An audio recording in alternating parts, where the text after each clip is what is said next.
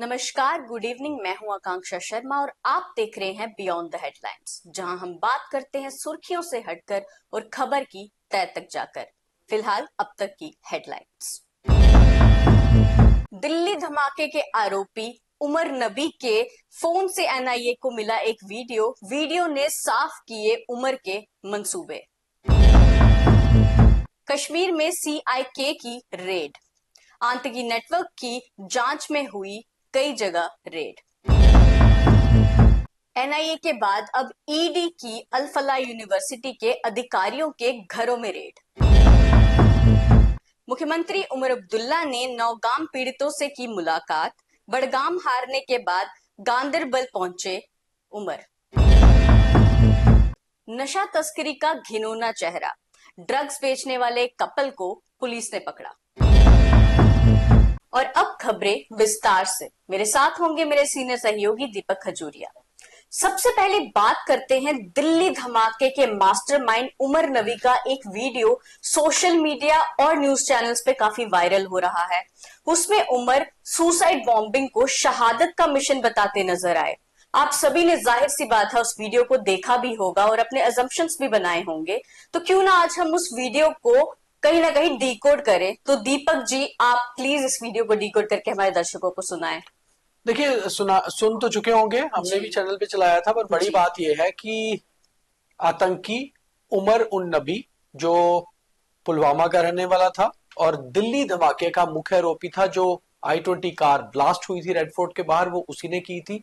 ये साफ था। एनआईए जांच आगे कर रही थी। तो जांच में आकांक्षा, एनआईए को जो मोबाइल मिला डॉक्टर उमर का, जो उर्फ उमर उन नबी, जो एक टेररिस्ट है, अब ये साफ हो चुका है, उसके मोबाइल में ये वीडियो कहीं ना कहीं उसने खुद रिकॉर्ड किया हुआ था। अभी ये वीडियो कितने दिन पहले रिकॉर्ड हुआ था उस पे अभी जो है सफाई नहीं है, क्योंकि ये वीडियो जारी नहीं किया गया है। वीडियो वायरल हुआ है और वायरल होने के बाद ये वीडियो कई सारे न्यूज चैनल्स ने, कई सारे डिजिटल मीडिया पे चला। और जरूरी है इस पे बात करना कि जिस तरह से वो ग्लोरीफाई कर रहा था सुसाइड बॉम्बिंग को या सुसाइड अटैक्स को, जिसको हम फिदाइन अटैक भी कहते हैं, तो इससे एक बात बिल्कुल साफ हो रही थी कि कहीं ना कहीं वो बहुत देर से इस तरफ जा चुका था। यानी कि वो ये सारा कुछ प्लान था। जो दिल्ली रेड फोर्ट के बाहर धमाका हुआ, चाहे वो जल्दबाजी में किया गया धमाका था, मगर था वो एक प्लानिंग का हिस्सा। वो ऑलरेडी पहले से प्लान था कि कुछ ऐसे धमाके करने हैं। जब ये सारा टेरर का नेटवर्क बस्ट कर दिया गया सिक्योरिटी फोर्सेस द्वारा, सिक्योरिटी एजेंसीज द्वारा, तो उसके बाद शायद उमर ने बौखलाहट में उस दिन ये धमाका किया हो, मगर ये धमाके की प्लानिंग पहले से थी, ये बात साफ हो चुकी है। और दूसरी ओर उमर एक हार्डकोर टेररिस्ट था, ये इस वीडियो से सरफेस होता है। जिन लोगों ने ये वीडियो देखा होगा और इसको गौर से देखकर सुना होगा, एक बात बिल्कुल साफ हो रही है कि वो जैसे ग्लोरीफाई कर रहा है, जैसे ये बता रहा है कि सुसाइड बॉम्बिंग जो है या सुसाइड अटैक्स जो है, ये कहीं ना कहीं गलत नहीं है, सही। तो अगर आप सुसाइड बॉम्बिंग को, यानी कि आप खुद मरने के साथ साथ और लोगों को मार रहे हैं, उन पे अटैक कर रहे हैं, अगर आप उसको सही बता रहे हैं, तो ये टेररिज्म की एक बहुत ही डेंजरस वाली सोच है जो उमर में आ चुकी थी। और ये बात साफ हो चुकी है कि उमर ही बेसिकली एक बड़ा आतंकी था जैश ए मोहम्मद का, और वो एक प्लानिंग का बड़ा हिस्सा था। इस वीडियो ने उस सारी चीजों को बिल्कुल साफ कर दिया है, उस पर मोहर लगा दी है। और एनआईए ने जिस तरह से जांच की थी, उससे ये साफ हुआ भी था कि उमर एक हार्डकोर टेररिस्ट था। और उमर को अब हम केवल ओजीडब्ल्यू या स्लीपर सेल का हिस्सा नहीं मान सकते, वो खुद एक हार्डकोर टेररिस्ट था। और मोर ओवर उससे ज्यादा वो एक सुसाइड अटैकर था, यानी कि सुसाइड बॉम्बर था, सुसाइड अटैकर था। इसीलिए उसने ये हमला किया। और शायद इस हमला करने की प्लानिंग में जिस तरह वो पूरी तरह से खुद शामिल था, तो इससे एक बात, शायद करना चाह रहा एक था इससे। बड़े हमलों की प्लानिंग थी जिसको समय रहते बस्ट कर दिया गया। मगर ये वीडियो जो सरफेस करता है वो यही सरफेस करता है, यही डिकोड होता है कि उमर खुद एक हार्डकोर टेररिस्ट था और उसने ये जो धमाका किया, इसी पूरी प्लानिंग और इसका पूरा एक जो है एक खाका उसने तैयार किया हुआ था। और इसको पूरा वो एक्सपर्ट था ऐसी बॉम्बिंग को प्लान करने में। और वो अटैक जो दिल्ली ब्लास्ट था, एक फिदाइन अटैक ही था। जी बिल्कुल। अब अगर बात करें कश्मीर में सीआईके की जो टीम है, उन्होंने काफी जगह पे रेड्स दी। फिलहाल आज काफी रेड्स पड़े हैं उनके, उसको लेकर क्या कहेंगे दीपक जी आप? आकांक्षा, सीआईके बेसिकली काउंटर इंटेलिजेंस कश्मीर एक ऐसा यूनिट है जिसमें Jammu Kashmir police, security forces, जिसमें कि पैरामिलिट्री फोर्सेस हैं और कुछ जो सीआईडी के लोग होते हैं वो भी शामिल होते हैं। तो एक ज्वाइंट टीम है ये इन्वेस्टिगेशन की, जो काउंटर इंटेलिजेंस कश्मीर के नाम से बनाई गई थी, कश्मीर में टेरर रिलेटेड जितने भी मसले होते हैं उन पे जांच करने के लिए। तो लगातार जिस तरह से डॉक्टर्स का एक टेरर नेटवर्क सामने आ रहा है, इसके बाद सीआईके ने आज सुबह से ही काफी सारे जगह पर साइमल्टेनियस रेड्स शुरू की, और ये रेड्स दरअसल उन्हीं डॉक्टर्स के रिलेटेड जो नेटवर्क था उसको लेकर थी, और साथ में इसके पीछे कौन लोग काम कर रहे हैं, क्या और लोग इन्वॉल्व हैं, क्या कुछ स्टूडेंट्स मिले हुए हैं, क्या कुछ डॉक्टर्स के अलावा भी बाकी व्यवसाय से लोग जुड़े हुए हैं। तो इन सारी चीजों पर ये रेड्स हुई थी, करीबन 1 दर्जन जगह पर, पुलवामा में, अनंतनाग में, शोपियां में, श्रीनगर में सारी रेड्स हुई थी, और इन रेड्स में काफी कुछ मिला भी है, डॉक्यूमेंटेशन काफी कुछ मिली है, इंक्रिमिनेटिंग मटेरियल मिला है, उसके ऊपर जांच आगे बढ़ेगी तो आगे आगे कार्रवाई भी होगी।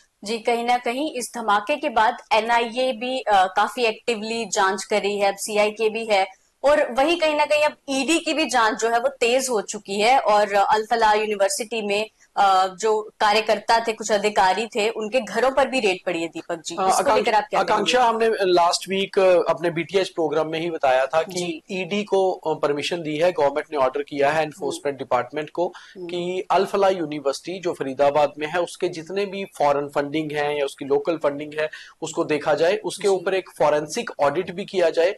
तो आज सुबह 5 बजे दिल्ली के ओखला में, फरीदाबाद के कुछ इलाकों में और दिल्ली के कुछ और इलाकों में जितने भी अल फलाह यूनिवर्सिटी के टॉप मैनेजमेंट के अधिकारी थे, ऑफिसर्स थे, उनके घरों पे रेड्स हुई हैं। इनमें रजिस्ट्रार्स हैं उस यूनिवर्सिटी के, इनमें कुछ और सीनियर एचओडीज हैं उस यूनिवर्सिटी के, ताकि ये लोगों के पास क्या क्या डॉक्यूमेंट्स हैं इसको खंगाला जाए, उनके पास क्या क्या जानकारी है उसको देखा जाए। और ये सारा कुछ था मनी रिलेटेड कि आखिर कितनी फंडिंग आ रही है, क्या फॉरेन से फंडिंग है, क्या लोकल फंडिंग है, किस लेवल के लोग हैं जो इस यूनिवर्सिटी को फंडिंग करते हैं।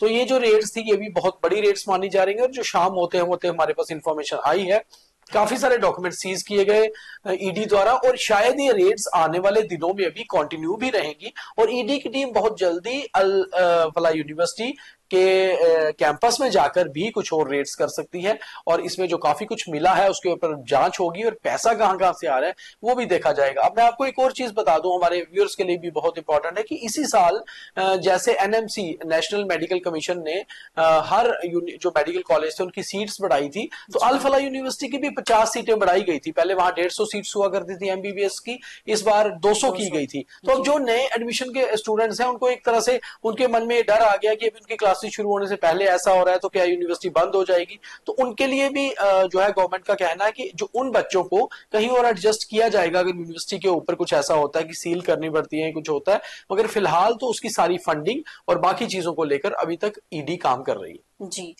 तो ये तो बात रही ईडी की। अब बात करें जम्मू कश्मीर के मुख्यमंत्री उमर अब्दुल्ला की, तो आज वो नौगाम इंसिडेंट में जितने भी घायल थे उनसे मिलने पहुंचे हैं, और आज उनका जो विजिट को लेकर दिन था वो काफी हेक्टिक भी रहा है, क्योंकि आज वो बड़गाम हारने के बाद गंदरबल भी पहुंचे हैं। तो उसको लेकर दीपक जी आप क्या कहेंगे? हाँ, उमर अब्दुल्ला के मुख्यमंत्री हैं, और वैसे तो आज 3 दिन हो गए थे, 4 दिन उस इंसिडेंट को, जब नौगाम में सुबह एक देर रात ब्लास्ट हुए थे, उसमें 9 लोग मारे गए, 28 लोग घायल हुए। Omar Abdullah as a chief minister उनका जाना बनता भी था, और नौगाम के पीड़ितों के घर पे भी गए जिनकी मृत्यु हुई थी, और जो लोग घायल थे उनसे भी मिले। उसके बाद उमर अब्दुल्ला, आपने सही कहा कि बड़गाम से उपचुनाव हारने के बाद वो गांधरबल अपनी कॉन्स्टिट्यूंसी में पहुंचे। तो उमर अब्दुल्ला बेसिकली बड़गाम से भी जीते थे, ये सीट उन्होंने छोड़ी थी। तो अनफॉर्चुनेट उनके लिए ये रहा कि जो सीट जीती हुई थी उमर अब्दुल्ला ने वो छोड़ दी। उसके बाद जब दोबारा चुनाव हुए तो वो सीट पीडीपी अपने खाते में डाल दी, क्योंकि पीडीपी वहां से जीत गई। तो उमर अब्दुल्ला आज अपनी कॉन्स्टिट्यूंसी गांधरबल पहुंचे,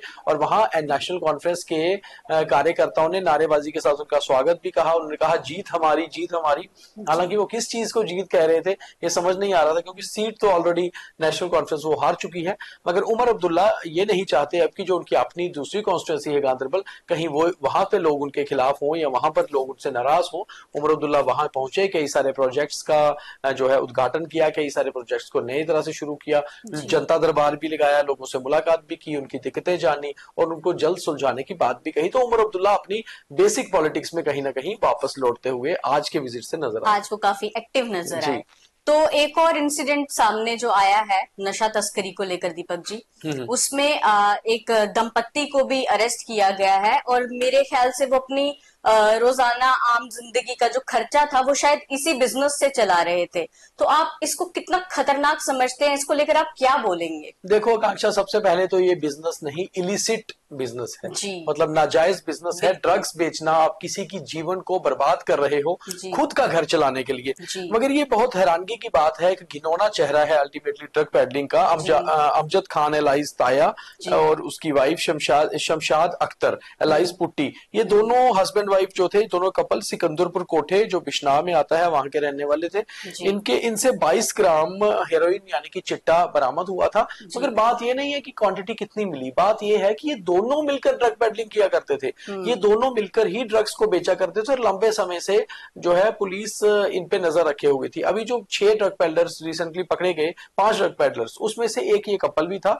और ऐसे ही अगर मैं आपको बताऊं तो बिश्नाह निया एरिया में, आरएसपुरा एरिया में बहुत सारे इनफेमस इंसिडेंट पहले भी सामने आए थे, जहां कपल्स मिलके पहले आज से 2 दशक पहले इलिसिट लिकर बेचा करते थे, यानी कि घर की निकाली हुई देसी शराब। मगर अब ये लोग इन चिट्टा हेरोइन में आ गए क्योंकि इसमें पैसा ज्यादा है, इसमें आप इजिली ऐसा कर पाते हो। मगर आपको ये समझना होगा कि आप दूसरों के बच्चों को बर्बाद करके जिंदगियां तबाह करने का काम कर रहे हो। तो ऐसा बिजनेस जिससे आप अपने बच्चों को पालने के लिए दूसरों के बच्चे खराब कर रहे हो, ऐसे कपल को जो है सख्त सजा मिलनी चाहिए। खैर कानून सजा देगा, मगर पुलिस की ये भी एक कामयाबी है। तो ये थी अब तक की खास खबरें और अब थॉट ऑफ द डे। अच्छाई और सच्चाई चाहे पूरी दुनिया में ढूंढ लो, मगर आपके अंदर ही अगर अच्छाई और सच्चाई नहीं है तो आपको वो कहीं ढूंढने पर भी नहीं मिलेगी। तो ये था आज का थॉट ऑफ द डे और बीटीएच। बाकी खबरों के लिए देखते रहें न्यूज़ रूम 24 आवर्स।